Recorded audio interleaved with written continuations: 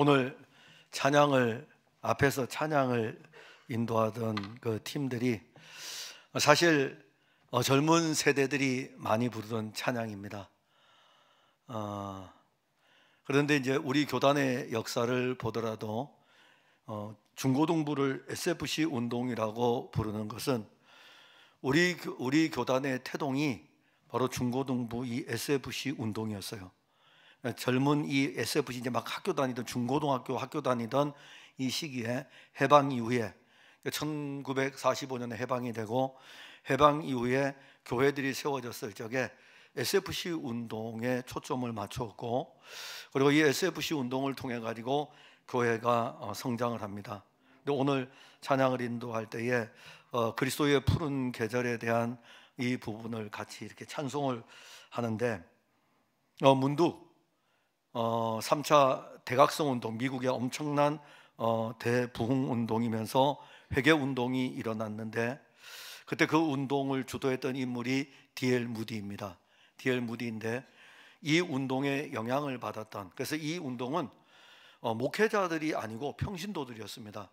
평신도들이, 무디도 사실은 신학을 공부한 것이 아니고 이 성경을 보면서 성경을 따라 말씀을 증거하면서 부흥운동을 이끌었어요. 물론 하나님이 그를 사용하셨습니다.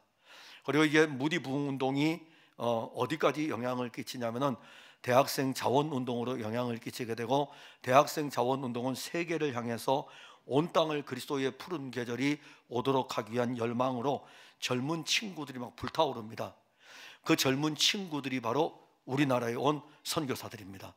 우리나라에만 온 것이 아니라 일본, 그리고 청나라, 그리고 주변의 동남아시아, 아프리카 이런 지역으로 미국에 있는 이 젊은 청년들이 막 불타오르는 가슴으로 일어나면서 그리스도의 푸른 계절을 온 세계 열방을 향해서 나아가는데, 오늘 제가 이렇게 찬송을 같이 부르면서 어떤 생각을 가지면서 불렀냐면은, 여기 우리 풍성한 교회의 이 젊은 청년들, SFC 운동원들 속에 이 불이 지펴지면은 하나님은 그들 한 사람을 통하여 가지고 엄청난 일들을 이루어 갈 것이다 라는 것을 찬송을 하면서 보게 되었습니다. 누구를 사용할지는 모릅니다. 그러나 부흥의 불이 지나가는 그곳에 하나님은 사람을 세울 것이고 그 사람을 통해서 일하실 것입니다. 근데 오늘 공교롭게도 설교가 예배와 세상에 대한 것입니다. 예배와 세상이고, 그리고 오늘 오여전도회 헌신 예배를 드리는데, 오여전도회 오늘 특송이 바로 그와 같은 것입니다. 찬송하며 살고 믿음으로 살고 그리고 소망 가운데 사는 것, 이 세상을 살면서 믿음으로 살고 소망 중에 살며 찬송하며 사는 것, 그리스도인은 이 세상을 떠날 수가 없습니다. 이 세상 안에서 살아갑니다. 이 세상 안에 살면서 이 세상의 불신자들하고 같이 이렇게 어울려서 살 수밖에 없습니다. 그럼에도 불구하고 그리스도인들은 오늘 우리 이 예배를 통하여 가지고 세상 속에서 예배는 어떠해야 되는가를 알게 됩니다. 모든 인간은 예배하는 존재입니다. 그는 신자든 불신자든 마찬가지입니다. 예배하는 존재인 것은 모든 인간은 하나님의 형상대로 지음을 받았기 때문입니다. 그런데 하나님의 형상대로 지음을 받은 인간들이 하나님께 범죄함으로 인해서 타락하게 됩니다. 그러면 타락했을 때에 하나님의 형상이 하나님의 형상대로 지음을 받은 이 자체가 아예 없는 것, 아예 우리에게 존재하지 않는 것입니까? 아닙니다. 하나님의 형상대로 지음을 받았는데 타락함으로 인해 가지고 하나님을 하나님으로 알지 못하고, 근데 하나님의 형상대로 지음을 받았으니까는 신적인 성향을 추구하다 보니까는 하나님을 알지 못하니까는 하나님이 아닌 다른 신을 이렇게 만들어 놓고 자기가 그 신을 향해 가지고 경배하는 것입니다. 그래서 모든 인간은 예배하는 존재예요. 어떤 다른 신을 만들어 놓고 예배를 하든지, 또 우리처럼 참 하나님을, 참된 신을 향해서 예배하든지 간에 모든 인간은 예배하는 존재인 것입니다. 그래서 우리가 인간이라는 이 자체, 여러분도 오늘 우리 자신을 보더라도 이 예배하는 자로서 오늘 서 있는 것입니다. 그러면 기독교라고 하는 이 예배, 오늘 우리가 드리는 이 예배를 볼 때 세상이 신을 알지 못하는 알지 못하는 신에게까지 예배할 정도로 세상 사람들도 예배 가운데 있는 건 사실이에요. 하나님께 예배하는 것이 아니고 다른 신을 향해서 예배하는데, 그러면 우리의 예배는 세상의 예배하고는 달라야 되겠죠. 자, 우리의 예배는 어떤 예배냐면, 앞에서 우리가 이미 두 주 전에 우리가 보았듯이 예배와 언약의 관계에 대해서 보았습니다. 그러니까 우리의 예배는 하나님의 언약의 관계의 예배인 것입니다. 자, 그런데 우리가 하나님과 언약을 맺었고, 또 하나님의 약속이 언약을 통해서 우리에게 실행이 되게 됩니다. 이게 성경 전체의 내용이에요. 구약, 신약이라고 했을 때에는 하나님의 약속이 하나님의 언약을 이루어가는 것입니다. 그러면 우리의 예배는 거기에 맞추어져 있는 거죠. 거기에 맞추어져 있는데, 이번에 우리 안수집사회에서 여기 제가 이제 교제를 받았는데, 약속과 구원에 대한 이 교제를 받았습니다. 저도 지금 이거를 다시 또 한번 읽으면서 우리 안수집사님들하고 같이 이렇게 나누고 그래야 됩니다. 근데 제가 이 책을 받으면서 앞에 뒤에서 이 책 첫 페이지를 이렇게 넘겼어요. 첫 페이지를 넘기면은 화란업한 역자의 글 해서, 역자가 이제 쓴 이 글들을 쭉 읽어보았습니다. 앞에 이렇게 부분을 좀 읽고, 그 읽으면서 어떤 생각을 갖게 되냐면은, 우리 안수 집사님들이 다른 건 몰라도 그냥 이 책에 나와 있는 대로 약속과 구원에 대한 이 부분을 정확하게 안다면은 신앙생활이 활력을 얻을 것이고, 또 신앙생활이 정말 우리들 안에 그리스도의 푸른 계절이 오는 그런 일이 일어나게 될 것입니다. 굉장히 좋은 책이기 때문에 그러합니다. 근데 여기에 보면은 하나님의 약속이 그리스도를 통해서 실현되는 이 과정이 창세기부터 시작해서 요한계시록까지 쭉 이어져 연결이 되어집니다. 그만큼 하나님의 약속 속에서 하나님의 언약이 진행이 되는데, 기독교라고 하는 이 자체의 예배는 하나님이 우리에게 맺었던 그 언약과 관계된 예배인 것입니다. 그래서 하나님은 그 예배를 받으시면서도 또 한면에서는 하나님은 이 예배 가운데 임하기도 하시죠. 시내산에 하나님이 최초로 강림하신 거, 우리 지난번에 예배와 회중에 대해서 배웠습니다. 시내산에 하나님이 강림을 했을 때 온 땅이 흔들렸습니다. 여호와 하나님이 시내산에 임하였을 때 온 땅이 흔들렸어요. 자, 이게 바로 거기서 드려지는 예배인 것입니다. 시내산에서 이스라엘 백성들하고 그 시내산에 강림하신 하나님과의 관계 속에 드려지는 예배인데, 예배는 온 세상의 질서를 뒤흔들어 놓는 것입니다. 단순하게 시간을 보내는 게 아니에요. 우리는 지금 이 예배의 자리에 앉아 있는데 그냥 시간을 보내는 것이 아니라 이 예배가 세상을 뒤흔들어 놓습니다. 그러면 세상을 뒤흔들어 놓는 예배는 어떤 예배냐면은, 예배를 받으시는 분이 누구입니까? 하나님이시죠. 예배를 받으시는 분이 하나님이신데, 시내산에 강림하신 그 하나님과 이스라엘 회중들이 그 자리에서 땅이 막 흔들릴 정도로, 진동할 정도로 이 사건들이 일어났다면, 오늘 우리의 예배가 주의 영으로 말미암아 하나님이 우리 가운데 함께하는 예배이기 때문에 뒤흔들어 놓는 예배여야 됩니다. 자, 뭘 뒤흔들어 놔야 되냐면은, 우리는 이미 바벨론이라는 이 세상 아래서 살고 있습니다. 그래서 우리는 너무 세속화되어 있어요. 세상적인 것들이 너무 강합니다. 이 세속화된 우리의 신앙이 예배로 말미암아 흔들어 놓아야 돼요. 예배가 흔들어 놔야 돼요.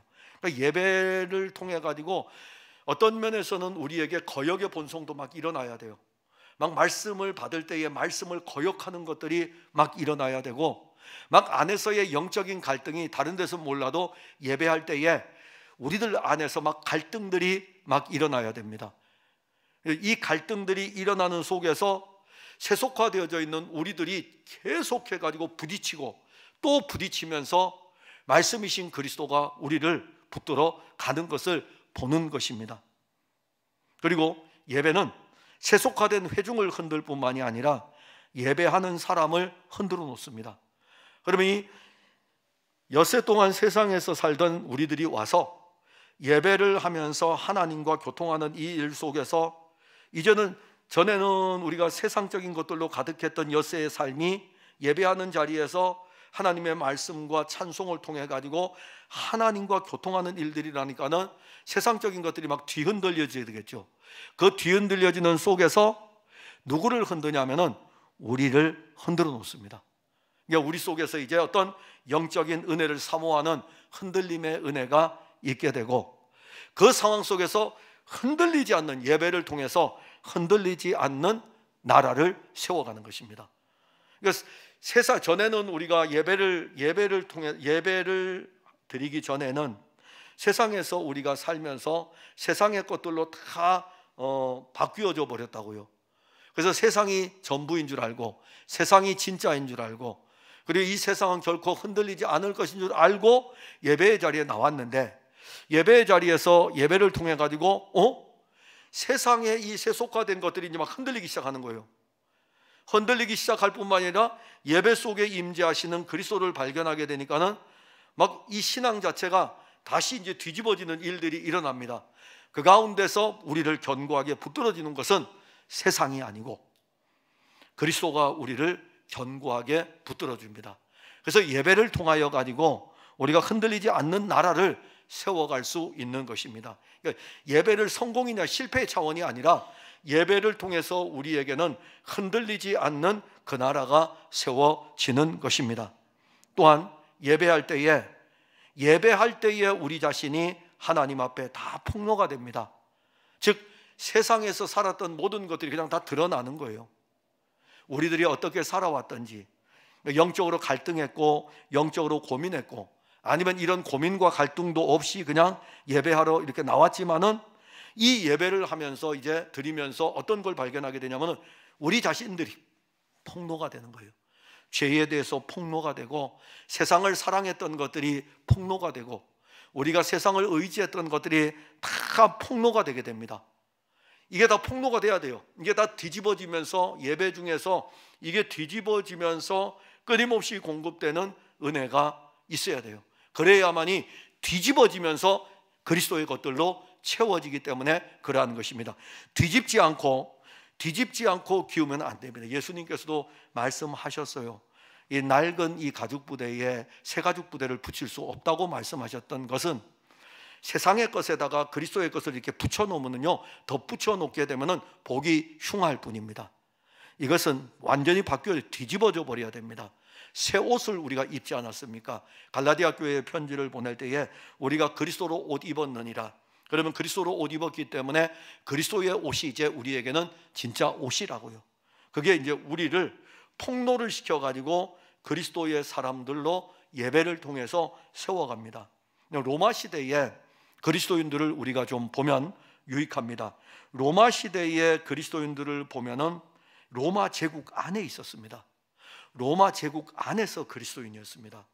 로마 제국 안에 있으면서 로마 이 시민들의 자유로운 분위기, 로마 시민들의 방탕한 삶의 모습, 거기에다가 유대주의의 이 종교적인 이 자기들의 어떤 격식화된 유대 종교의 모습들, 거기에서 그리스도인들이 살아남아야 돼요. 거기에서 그리스도인들이 살아남아야 되는데, 그리스도인들은 어떻게 살아남았을까? 이것이 각자 개인에게 주어졌을까요? 그 시대에는 성경책이 한 사람이 각자가 가지고 있을 수가 없었습니다. 너무 비싸요. 너무 비싸고, 그래서 교회들만 가지고 있었습니다. 교회들만 가지고 있고, 예배를 드릴 때에 교회에서 하나님 말씀을 갖다가 두루마리니까는 두루마리를 갖다가 펼쳐서 읽게 됩니다. 그 읽은 것을 가지고 함께 나누는 것입니다. 그러면 집에 가면은요, 성경을 읽을 수가 없어요. 그럼 어떻게 그들은 하나님의 말씀을 가지고 지킬 수 있을까? 이 하나님의 말씀을 가질 수 있을까? 그들은 이 말씀을 받았을 때 집으로 돌아가게 되면 이 말씀이 그들을 붙들고 갑니다. 이 말씀이 그들을 붙들고 간다는 것은 말씀을 늘 기억하는 거예요. 말씀을 생각하는 것입니다. 말씀을 따라서 우리가 살아가는 삶은 어떠해야 되는지, 이게 삶의 부분까지 가게 됩니다. 자, 그러면 삶의 부분까지 가게 되면은 이들이 가지고 있는 신앙이 뭡니까? 예수 그리스도에 대한 것이고, 예수 그리스도가 이루신 구원에 대한 것이고, 그러면 죄에 대한 문제도 거기에 다 포함이 되고, 우리의 소망에 대한 문제도 있고, 장차 이르게 될 하나님의 나라에 대한 부분들도 다 있습니다. 그럼 이 말씀을 가지고 그들이 세상으로 들어가면 옆에 딱 예배 마치고 가자마자 그들이 만나는 것은 로마 제국의 사회예요. 로마 시민들의 자유로운 방탕한 삶의 모습이에요. 그때에 그들은 사도들에게 와서 이렇게 이야기를 하잖아요. 그래도 우리가 세상에서 살아가려면 이 세상적인 것들을 무시할 수 없지 않습니까? 라고 물어보지를 않았습니다. 그들은 접근법이 달랐어요. 그러면 우리가 어떻게 살아야 됩니까? 이렇게 물었어요. 우리가 세상이 이러하기 때문에 로마 제국이란 자체가, 로마 사회가 이러하기 때문에 이렇게 방탕하고 이렇게 사는데 우리도 그렇게 될 수밖에 없는 거 당연한 거 아니겠습니까? 라고 이야기했던 것이 아니라, 그러면 우리는 어떻게 살아야 합니까? 그러면 이제 사도들은요, 그 말씀을 가지고 우리는 이렇게 살아야 된다. 그게 바로 어디서 주어질까요? 예배하는 이 자리에서 이 말씀들이 가르쳐지기 때문에 그들은 그 말씀을 가지고 예배를 마쳤다고 해서 끝난 것이 아니고, 말씀은 이들을 붙들고 사회 속으로 들어가고, 사회 속에서, 가정 속에서 이 말씀이 그들을 붙들고 이랬기 때문에 로마 시대의 그리스도인들을 우리가 예배적인 삶을 살았다 하는 것입니다. 오늘날 그리스도인들은 예배를 우리가 드릴 때에 주일 이 예배를 보고 나서 내가 주일을 지켰다라고 생각을 합니다. 이게 얼마나 우리가 율법적 개념으로 접근을 하는지 모릅니다. 주일을 지켰다 이거예요. 주일을 지키는 것이 아니라 예수님이 안식일의 주인이셔요. 교회에 와서 예수 그리스도와 교통하는 안식을 누리는 것입니다. 이 예수 그리스도와 교통하는 안식을 통하여서 쉼을 얻게 되고, 그리스도를 통하여서 능력을 얻게 되고 생명을 공급받게 되면, 세상을 향해서 나갔을 때는 엿새 동안의 삶 속에서 그들이 그리스도를 만난 이 생명이 엿새 동안을 살아가게 하는 힘이었던 것입니다. 그게 바로 예배적 삶입니다. 현대교회는 예배를, 지금 오늘의 교회입니다. 현대교회는 예배에서 거룩성과 생명성을 잃었습니다. 자, 거룩성을 잃었다는 의미는 뭐냐 하면은, 우리가 죄인임에도 불구하고 내가 죄인인 것을 알지 못하는 거예요. 그냥 무뎌져 있다는 것입니다. 세상에서 엿새 동안 살 때에 그 찌들었던 모든 것들이 그대로 가지고 들어옵니다. 근데 와서 예배를 통하여 가지고 찌들었던 것들이 씻김의 은혜를 입어야 되는데 씻기지 못하고 또 오는 거예요. 혹시 여러분들 노숙자들 보았습니까? 노숙자들이요. 저는 노숙자들을 보고 그들을 만져보기도 하고 그랬는데 정말 가까이 가기가 힘들어요. 왜 힘드냐면은 노숙자 특유의 냄새가 납니다.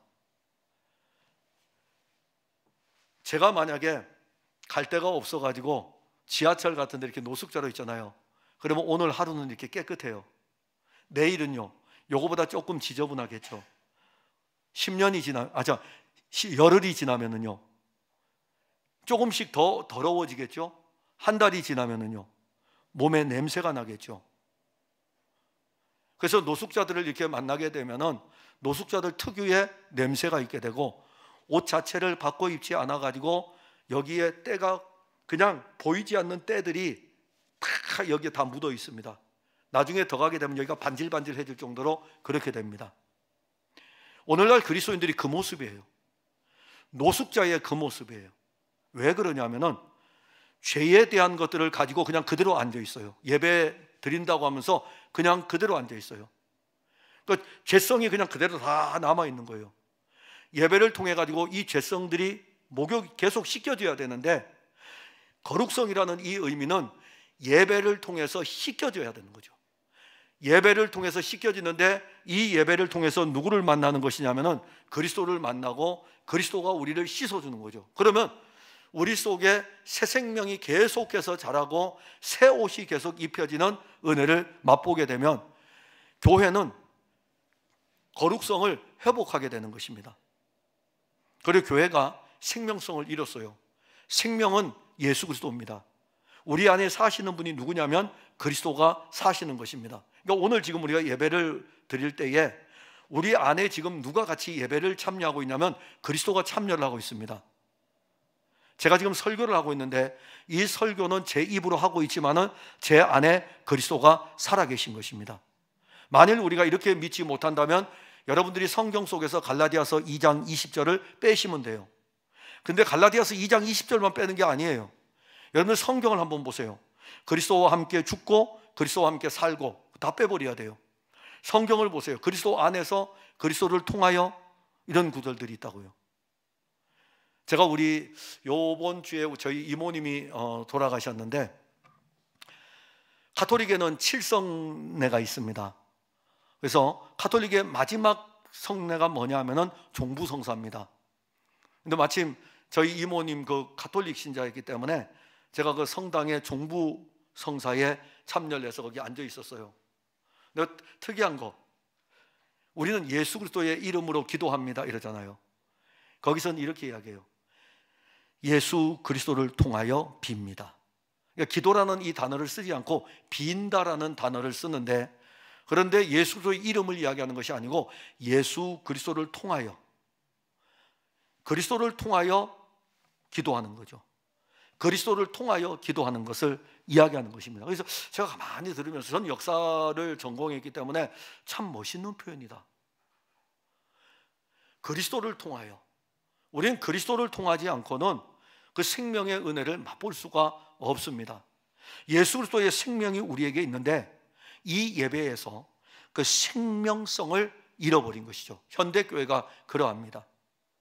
그러니 오늘날 우리가 예배를 드리고 있습니다. 여기만 드리는 것이 아니라 시간적으로 같은 우주적 교회 공동체가 같이 예배를 보고 있겠죠.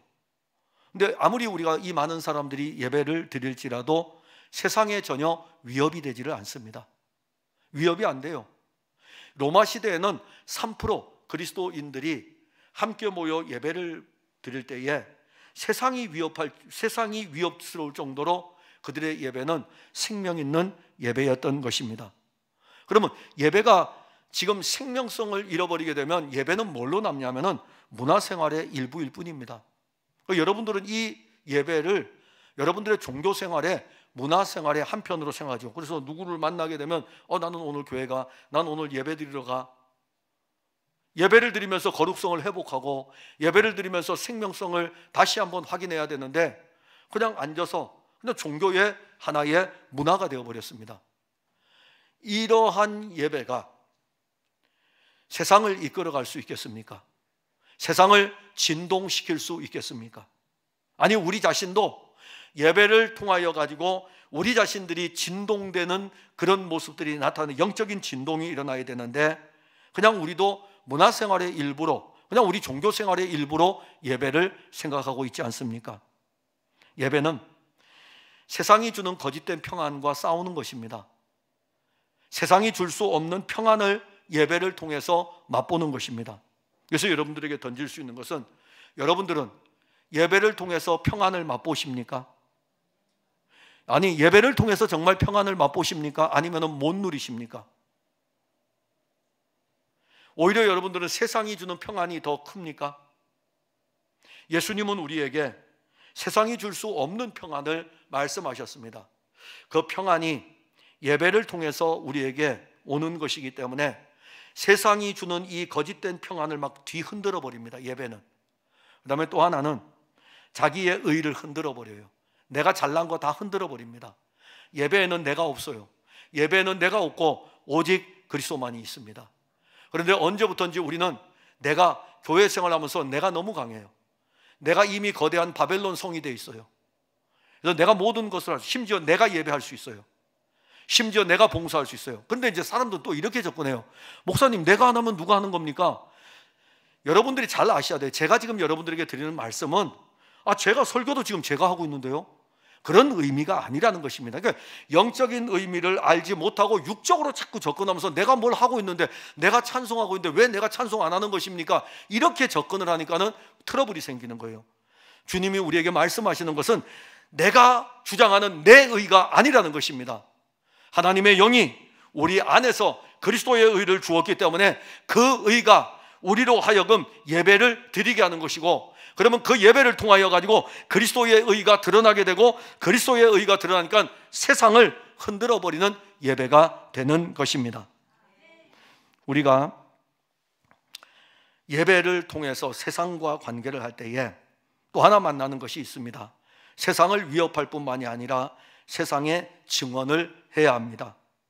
그러니까 예배의 능동적인 면 중에 하나가 세상을 향해서 증언하는 것입니다. 하나님의 아들이 이 세상에 오신 것이 자기 자신을 증언한 거잖아요. 아버지의 품속에 있는 독생하신 아들이에요. 삼위일체 하나님이죠. 아버지의 품속에 있는 하나님과 본질상 동일한 하나님의 아들이셔요. 근데 그 아들은 아버지의 품속에 있어요. 아버지의 품속에 있을 때 하나님과 동등하던 분이셨어요. 근데 그 아들이 육신을 입고 이 세상에 왔다는 것은 이 세상을 향해서 증언한다는 것입니다. 하나님의 아들이 마리아의 몸에서 탄생한 그 자체, 처음 그가 마리아의 몸에서 탄생해서 아기로서 처음 어린 아기로서 태어났을 때에 그 입에 한 말도 하지 않았지만은 그 자체가 세상을 향해서 증언하는 것이었습니다. 그리고 그가 자라면서 살았던 30년의 생은 삶 그 자체가 하나님의 아들이 육신을 입은 것에 대한 증언이었던 것입니다. 그리고 30년이 지나서 공생의 사역을 할 때에 그 입에서 하나님의 나라에 대해서 증언을 했던 것입니다. 예배는 세상을 향해서 증언하는 것입니다.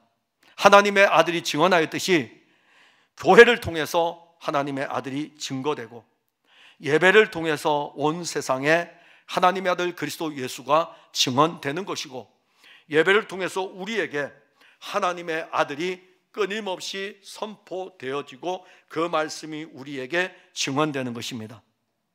부활하신 예수님께서는 승천하시게 됩니다. 그리고 나서 성령을 보내시죠. 성령을 보내서 뭘 했을까요?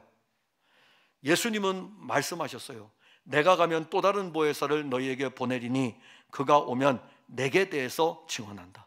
내게 대해서. 성령을 보내셨을 때 성령을 받은 사도들에 의해 가지고 무엇이 증언됐습니까? 그리스도가 증언됐어요.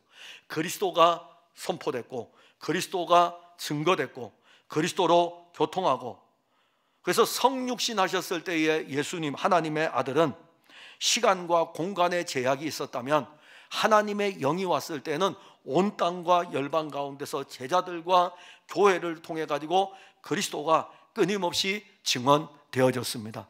그래서 교회의 예배는 윤리의 강론의 장이 아닙니다. 교회라는 이 자체는 도덕을 강연하는 그런 자리가 아닙니다. 교회에서는요, 예수 그리스도가 증언되는 것입니다.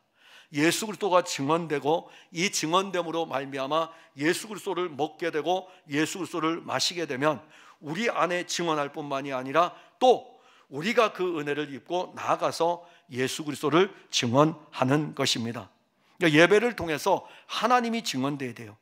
세상의 것이, 세상의 거짓을 폭로해야 됩니다. 세상 전부 다 거짓입니다. 세상 거짓이에요. 여러분들 화려하게 보이는 이 모든 세상이 거짓이고 이 모든 것들은 없어질 것입니다. 예수님 분명히 말씀했어요. 이 세상 없어진다 이겁니다. 이 세상 없어지는데 세상은 지금 우리에게 어떻게 이야기합니까? 이 세상은 영원할 것처럼 이야기합니다. 그리고 영원할 것처럼 이야기하면서 사람들을 미혹해 갑니다. 교회가 예배를 통해서 이 거짓을 폭로해 줘야 돼요. 이 거짓을 알려줘야 돼요. 세상에 영원히 존재하는 것은 하나도 없습니다. 이 세상에 있는 모든 것들은 다 예수님이 다시 오실 때에 그대로 얼마나 거짓된 것이었는지 폭로될 수밖에 없는 것입니다. 그래서 예배를 통하여 가지고 거짓이 폭로돼야 되고 무엇이 증언돼야 됩니까? 영원히 변하지 않는 하나님의 사랑이 그리스도를 통해서 우리에게 이루어졌다는 것을 예배를 통해서 증언하는 것입니다. 그래서 예배에서의 말씀은 말씀이 육신이 되어 오신 하나님의 아들 그리스도를 끊임없이 재현하는 것입니다. 그래서 여러분들이 사도행전을 보면 알아요. 사도행전을 보면은, 사도행전은 하나님의 아들이 와서 구속의 사역을 다 이루고 하늘로 올라가시고 난 다음에 그의 영을 보내셨고, 그의 영을 통하여 가지고 제자들에 의해서 교회들이 세워져 갈 때에 그 사도행전에서 무엇이 증언되는지를 우리에게 알려줍니다. 무엇이 증언됩니까? 예수 그리스도가 끊임없이 증언돼요.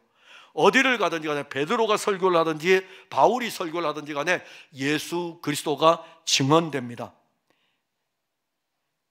이것이 세상을 무너뜨려요. 예수 그리스도를 증언할 때에 세상이 무너지고, 예수 그리스도가 증언되어질 때에 그리스도의 의는 세워지고 우리의 의는 무너지게 되는 것입니다. 이게 어떻게 일어날까 참 신비롭죠. 그래서 성령이 하시는 일이에요. 아니, 예수님의 복음만 전하면 교회가 됩니까? 라고 물어보면 저도 간혹 가다가 그런 질문을 받는데 저는 된다고 믿고 있는 사람이에요. 그렇기 때문에 여러분들이 알다시피 우리 교회의 설교는 예수님밖에 없어요. 예수님밖에 없습니다. 저는 그거밖에 몰라요. 예수님이 하셔야 되니까, 예수님이 증언돼야 되니까. 제가 여러분들을 변화시킬 수 있겠습니까? 아니, 제가 무엇을 가지고 변화를 시키겠습니까? 아브라함이 살았던 삶을 가지고 와서 여러분들을 변화시킬까요? 모세가 살았던 삶을 가지고 와서 여러분들을 변화시킬까요? 그리스도의 생명이 우리 안에서, 우리 안으로 계속 증언되어야 될 때 우리가 없어지고 그리스도가 우리 안에서 사는 것을 누리게 됩니다. 증언하는 거예요, 끊임없이. 그리고 예배 때마다 증언되는 것 중에 하나가 성찬이에요. 성찬. 교회가 이 부분을 회복을 해야 됩니다. 정말 회복을 해야 돼요. 저는 사실 이 부분을 어떻게 회복을 해야 될까? 우린 2달 만에 한 번씩 성찬을 하는데 과연 우리 교인들은 성찬을 어떻게 생각하고 있을까? 또 2달 만에 한 번씩 또 성찬해야 돼? 그렇게 생각을 할까?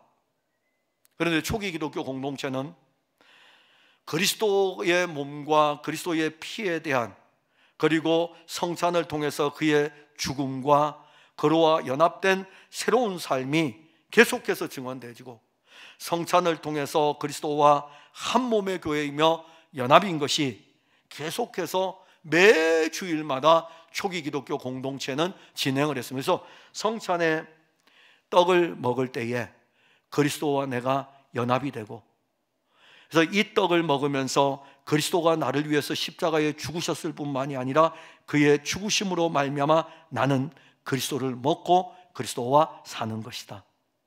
그리고 그 피를 마실 때에, 그 잔을 마실 때에 이 피는 그리스도가 십자가에 흘린 피로서 새 언약을 내게 이루었다. 이게 매 주일마다 왜 초기 기독교 공동체 성도들은 성찬을 했을까요? 보여지는 것이잖아요. 지금 제가 여러분들에게 설교하는 것은 들려지는 것이고요, 들려지는 것을 보아야 될 거 아닙니까? 보아야 될 거 아니에요. 그게 바로 성찬입니다. 그러니 들려질 때에 그리스도가 선포되고, 보여질 때에 그리스도의 몸과 그리스도의 피를 먹고 마심으로 인해서 한 몸의 교회 공동체, 생명의 교회를 알게 되는 것입니다. 이것이 바로 세상을 향한 증언이에요. 오늘날 세상 사람들이 교회 성찬을 할 때에 관심 있을까요? 혹시 우리 교회 교인들 중에서 우리 교회 요번 주에 오늘 등록했던 분들은 정말 초신자들입니다. 저분들은 잘 양육이 돼서 세례를 앞으로 받으셔야 될 분들이에요. 근데 지난주에 등록했던 분들은 세례를 받은 분들이 대부분이고, 이번 주 2분 등록하셨는데 이분들은 전혀 처음 접근합니다. 자, 그럴 때에 이분들이 교회에서 예배를 드리면서 성찬을 할 거 아니에요. 우리가 성찬을 할 거 아니에요. 다음 주에 성찬합니다. 다음 주에 성찬을 할 때에 이분들이 예배에 참석을 했는데 성찬할 때에 참여를 못 하잖아요. 보고 있을 것 아닙니까? 그럴 때에 그들 안에서 저 성찬이 어떤 의미지? 라는 것을 모르고 있을 거라고요. 이 성찬을 통하여 가지고 저들이 이 떡을 먹는다, 이 잔을 마신다, 이게 무슨 의미인지 모르고 있을 거예요. 그런데 초기 기독교 공동체는 모를지라도 이 신비한 모습 앞에 그들이 궁금해했고, 또 이 신비한 모습 앞에 나도 저기에 참여하고 싶고자 하는 열망들이 일어나는데, 그런데 믿음을 고백하지 않으면 거기에 참여할 수 없기 때문에 아예 장소가 달랐어요. 성찬의 장소가 달랐어요. 이 장소하고 저 장소로 성찬의 장소가 달랐습니다. 성찬이 한 몸의 교회의 모습을 보여줍니다. 세상에 대해서 증언하는 것이 예배인데, 근데 이 예배가 복음 전도가 목적이 되면 안 되겠죠. 복음 전도가 목적이 아니고 예배는 복음 전도의 측면도 들어가 있지만은 복음 전도가 목적이 아니라는 것은 알아야 됩니다. 그래서 예배가 예전에 한때 열린 예배라는 부분이 유행했던 적이 있습니다. 모든 사람이 와서 예배를 볼 수 있도록 문호를 열어야 된다. 그러면 기존의 예배의 틀을 바꿔야 된다. 그래서 그 예배의 틀을 바꿔가지고 모든 사람들 불러 모으다가 나중에는 어디까지 갑니까? 나중에는 주일날 말고 토요일날도 예배 드리자고 하면서 토요일날로 또 바꾸기도 하고, 복음 전도가 목적이 되면 본질 자체가 틀어질 수가 있어요. 복음 전도의 측면이 있지만 예배는 예배로서 그리스도 예수로 말미암아 하나님과 교통하는 생명의 교통이면서 우리 안에 폭로되어지고 우리를 통해서 폭로하고 그리고 우리 자신을 세워가는 것이 예배인 것입니다. 그리고 예배에 대한 마지막 부분은 세상을 대표합니다. 자, 여기서 예배는 세상을 향해서 무엇을 증언하냐면 하나님의 의를 증언합니다. 그러니까 자기 의로 여기 앉아있는 사람들이 예배를 통해서 자기의 의가 깨지고 하나님의 의가 예배 중에 드러나는 것이죠. 그게 바로 회개예요. 회개라는 이 의미는 뭐냐면은 내 의를 가지고 살았던 내 삶이 예배를 통해서 그리스도의 의로 나오는 것입니다. 이게 바로 회개인 거예요. 그러니까 예배를 통해서 세상으로부터 세상이 내게 있는 세상이 다 죽고, 그리고 내 안에서 그리스도가 사시는 새로운 세상이 새롭게 시작이 되는 것이 바로 예배인 것입니다. 이게 초기 기독교 공동체 성도들이 로마 제국 안에서 통계적으로 그렇게 통계를 냈어요. 그때 당시에는 뭐 통계 내고 그런 게 없었지만 현대에 이르러서 그때의 그리스도인들의 통계를 약 3%로 잡고 있습니다. 100명 중에 3명 정도? 또 많이 잡았을 거예요. 100명 중에 3명인데, 자, 이 3%의 그리스도인들이 전 로마 제국을 복음화시킵니다.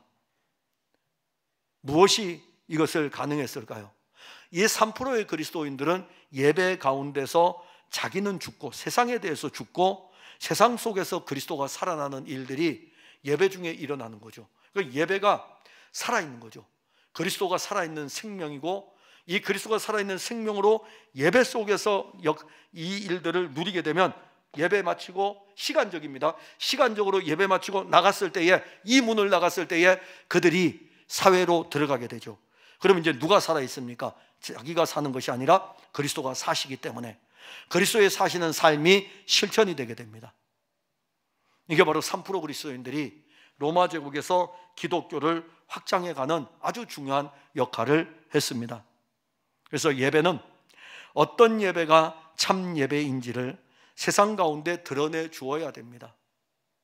그리고 로마서 8장 19절에 보면 피조물들은 참 예배를 기다리고 있습니다.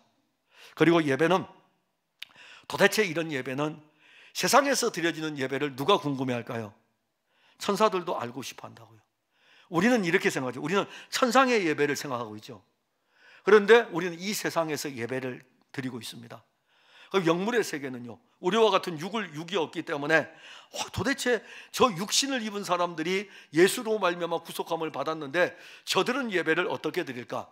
이게 되게 궁금한 거예요. 왜냐하면은, 자, 천사들 중에서 하나님을 거역한 타락한 천사들이 하나님을 지금도 거역하고 있는데, 그 영물의 존재 중에서 하나님의 뜻을 따라서 지음을 받은 이 타락하지 않는 이 천사들이 지금도 하나님을 찬송하고 있고 하나님이 보내는 대로 가서 하나님의 일들을 하고 있는데, 이 천사들은 육신을 안 입어봤잖아요.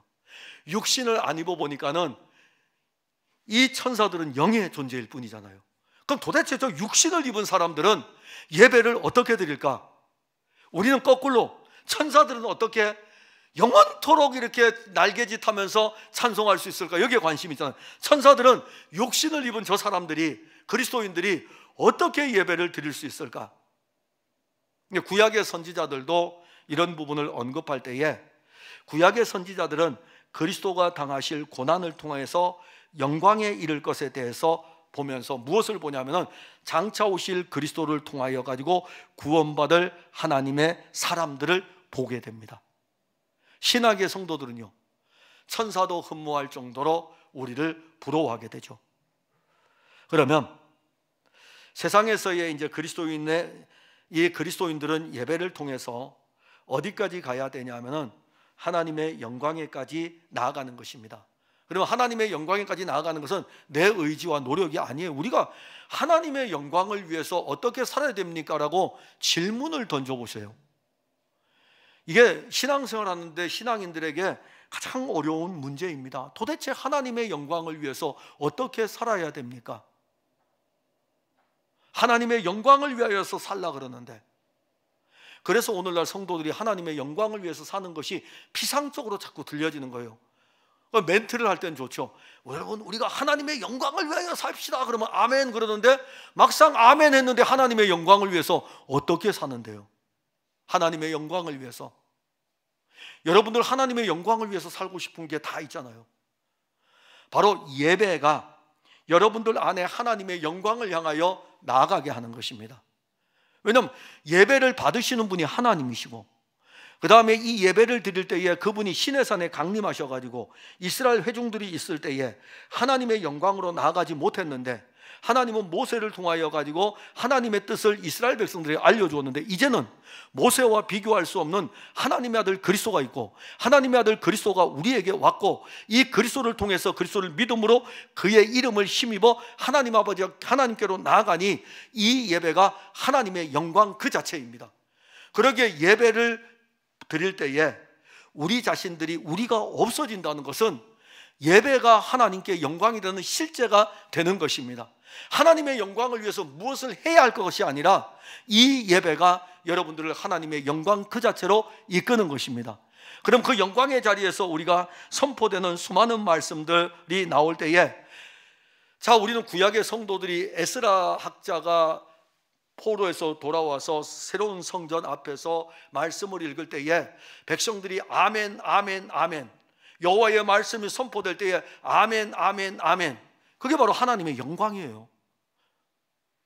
하나님의 말씀이 선포될 때 거역하는 것이 아니라 그 말씀이 선포될 때에 백성들이 다 함께 일어나서 아멘 아멘 아멘, 하나님의 말씀대로 이루어지는 것에 대해서 아멘 하는 것이 하나님께 영광입니다. 그래서 고린도 교회 편지를 보낼 때도 아멘으로 하나님께 영광을 돌리느니라. 아멘으로. 그러니까 하나님의 말씀이 우리에게 올 때에 우리에게서 아멘은 저절로 나와지는 영적인 생명이 될 때에 그 자체가 바로 하나님께 영광입니다. 세상에 나가서 하나님의 영광을 위해서 여러분들 어떻게 살아갈래요? 제일 어려운 질문이에요. 성경 공부를 할 때 여러분들 그 문제 어렵지 않습니까? 그러니 그걸 쓰려고 하니까는 내 삶 속에서 누려지지 못하니까는 이걸 막 피상적으로 쓰기 위해 가지고 하나님의 영광을 위해서 사는 게 뭡니까? 이렇게 하면은 답변이 믿음으로 사는 겁니다. 그럼 믿음으로 사는 건 뭡니까? 믿음으로 사는 거는 하나님의 영광을 위해서 살아야 됩니다. 기도하는 삶이어야 됩니다. 왜냐하면 쓰기가 어려우니까는 우리가 흔히 교회에서 사용하는 용어들을 갖다가 이것이 바로 하나님의 영광을 위한 삶입니다라고 이야기를 한다고요. 정말 하나님의 영광은 예배 가운데 있습니다. 예배 가운데 있어요. 하나님은 이 예배 가운데 그 영광의 충만을 드러내시고 있다고요. 천상의 교회를 보세요. 천상의 교회는 말씀도 있고, 천상의 교회는 기도도 있고, 왜냐하면 향로가 올라가니까 기도도 있고, 천상의 교회는 찬송도 있고, 이 하나가 다 뭉쳐져 가지고 예배라는 이 일을 통하여 가지고 하나님 영광 거룩하다 거룩하다 거룩하다, 그 영광이 거기에서 그냥 드러나고 있는 것입니다. 그러니까 예배를 통해서 어떻게 영광을 내가 드려야 될까가 아니라 그냥 예배하는 이 자체가 하나님의 영광 그 자체인 것입니다. 그리고 교회는 온 세상을 대표하여 예배하고 있습니다. 그러니까 우리는 어떤 면에서 영적인 자부심을 가져야 돼요. 여러분들이 여기에서 예배한다는 이 자체가 가족을 대표해서 예배하는 것이고, 세상을 대표해서 예배하고 있는 것입니다. 그런데 이 예배 가운데 그리스도가 계시지 않으면 이 세상에 뿌리를 내리지 못합니다. 그래서 제가 오늘 읽었던 수가성 여인은 바로 그런 표현입니다. 이 여인은 뿌리를 내리지 못했어요. 그래서 이 여인은 이렇게 물어봅니다. 우리 조상들은 이렇게 예배를 드렸는데, 뿌리 내리지 못했기 때문에 우리 조상들은 이렇게 뿌리를 내렸는데 예수님에게 물어보는 거예요. 그러니까 예수님이 예배하는 자는 신령과 진정으로 예배할지니, 그 말씀을 하는데 신령과 진정으로 예배하는 이 말씀이 딱 오는 순간에 이 여인은 이분이구나, 이분이 예배를 받으시는 분이구나. 자, 그 예배가 이루어지고 난 다음에 이 여인은 뭘 버리죠? 물동이를 버리죠. 물을 버렸어요. 이 여인은 누구를 만납니까? 진짜 신랑을 만나게 돼요. 자기에게 있는 5 남편 다 소용이 없어요. 왜냐하면 이 5 남편이 세상에 있는 모든 것들인데 소용이 없어요. 다 필요가 없는 거예요. 이제는 없어져 버렸어요. 이제 한 신랑을 만났기 때문에. 자, 이제 여기에 뿌리를 내렸어요. 예배를 통해서 뿌리를 내리니까 어디로 갑니까? 자기 동네에 가서요. 내가 그분을 만났다 이겁니다. 예배를 통해서 누구를 만나야 되냐면 그리스도를 만나는 것입니다. 예배를 통해서 그리스도를 만날 때에 여러분들의 신앙은 견고히 서가게 되고, 예배를 통해서 그리스도를 만날 때에 세상에서 우리가 흔들리지 않는 신앙을 가질 수 있는 것입니다. 그러면 이제 여기에다가 이제 뿌리를 내리면서 이 안에서 신앙생활 하면은 어디를 향하게 됩니까? 이 세상에서 하늘을 향해서 소망하게 되고, 우리가 늘 소망하는 것은 여기가 아닙니다. 여기는 끝날 세상이에요. 그러나 끝날 세상에서 흔들리지 않는 신앙이 예배를 통해서 세워지기 때문에 흔들리지 않는 이 신앙이 세상 속에 있으면서 어디를 향하냐면은 지향점은 하나님의 나라, 영원한 나라인 것입니다. 이게 바로 우리가 예배를 통해서 누리는 은혜인 것입니다. 그리고 이 예배는 누가 중심이 되냐면은 하나님의 아들 그리스도가 중심이 되어야 되고, 하나님의 영이 우리를 이끌어서 하나님께로 인도하는 것이 바로 예배인 것입니다. 그러면 교회는요? 교회는 바로 이 예배를 통해서 세상을 구원하는 일을 하는 것입니다. 그러니까 은혜를 받은 성도들이 나가는 거죠. 그러니까 우리가 종교개혁이 일어났지만은 중세 천년을 지탱했던 카톨릭이 있습니다. 카톨릭의 교리적인 측면에 잘못된 부분들이 굉장히 많아요. 그러나 또 한 면에서 우리가 알아야 될 것 중에 하나는 그들이 예배를 드릴 때에 그들이 마지막에 표현이 하나는 우리는 배워야 됩니다. 미사입니다. 미사를 드리라는 의미 아닙니다. 미사입니다. 세상으로 보낸다는 뜻입니다. 즉 예배를 통해서 여러분들 안에 이루어진 이 그리스도의 의와 그리스도의 왕국, 그리스도의 생명을 가지고 어디로 간다고요? 세상을 향해서 나가는 것입니다. 그래서 세상 속에서 예배적 삶을 살아가는 거예요. 이게 바로 예배와 세상과의 관계인 것입니다. 그러니까 오늘 우리는 예배가 세상하고 얼마나 밀접한 관계를 갖고 있는지를 알아야 됩니다.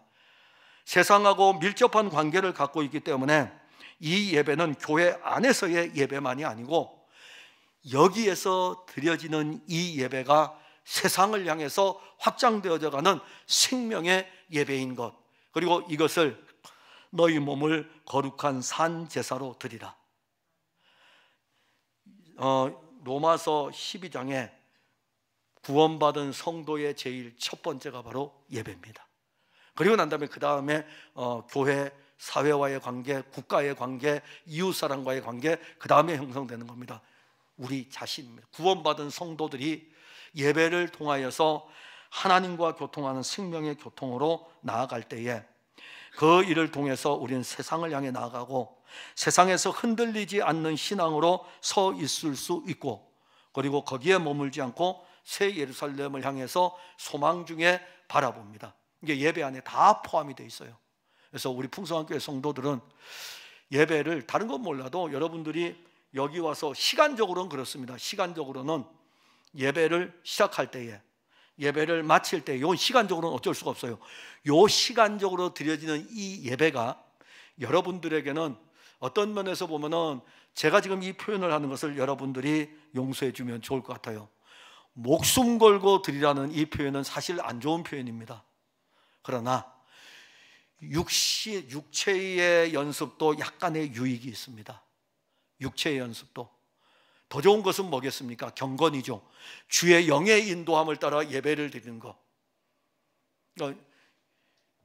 예배를 드릴 때에 육신이 여기 안에 참여를 하기 때문에 예배를 방해하는 요소들이 굉장히 많습니다. 특히 부탁드립니다. 여러분들이 주일날 예배를 드릴 때에 토요일 날은 예배를 위한 모든 준비가 돼야 됩니다. 토요일 날 너무 늦게 주무시지 마셔요. 토요일 날 너무 늦게 주무시면서 괜찮아, 오늘 교회 가서 앉아있다가 자면 돼. 습관이 됩니다. 육신이 그렇게 습관이 되는 순간 말씀을 듣지 못하게 되고, 말씀을 듣지 못하는 순간 예배 가운데서 말씀과 함께 하시는 그리스도와의 생명의 교통을 잃게 됩니다. 이게 계속되는 순간 나는 종교인으로 빠지게 됩니다. 종교인으로 빠지는 순간 그리스도의 생명을 잃게 됩니다. 제가 지지난주에 어떤 군대에 갔는데 어디 가면 좋을까 하다가 카톨릭에 가면 좋다고 해가지고서 카톨릭에 예배를 드렸는데 갔더니 졸지도 못하고 훈련이 너무 심해서 카톨릭 그 미사에 가서 참 이게 이제 잠 좀 자고 오려고 갔는데 미사를 드리는데 앉았다 일어났다 앉았다 일어났다 계속 하다 보니까 못 잤다 그랬잖아요. 그 이번에 제가 종부성사에 참석을 했는데 몸은 피곤한데 이렇게 앉아 있는데 제가 뭘 듣겠습니까? 근데 저는 집중이 돼 있어요. 저 사제가 설교하는 내용은 어떤 건지 그걸 듣기 위해서 이렇게 앉아 있는데 좀 들으려 그러면은 일어나시기 바랍니다. 또 일어났어요. 좀 있더니 앉으시기 바랍니다. 또 좀 있더니 일어나시기 바랍니다. 앉으시기 바랍니다. 정말 많이 하더라고요.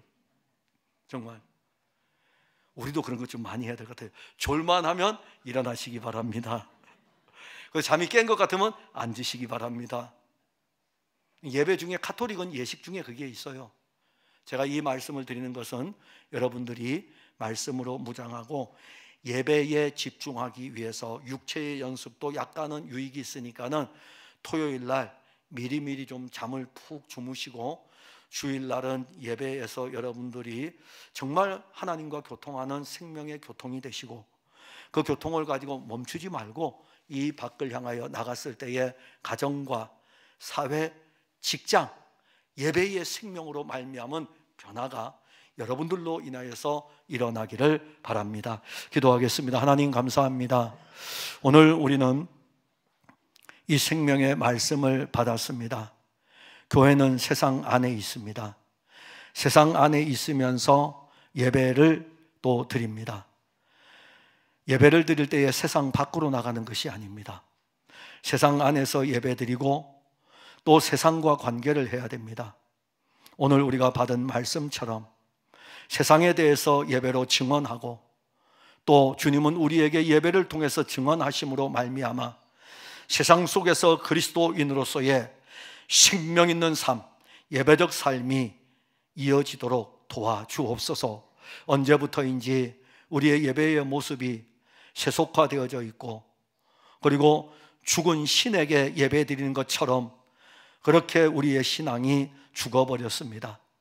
예배 때 우리를 회복시키시고 예배 때 우리를 살리시고 예배 때 우리에게 생명을 알게 하시며 그 생명의 능력으로 우리가 이 예배 속에서 회복되어지게 하시고 회복되어진 이 예배의 생명을 가지고 세상을 향하여 나가게 하옵소서. 예수님 이름으로 기도하옵나이다. 아멘.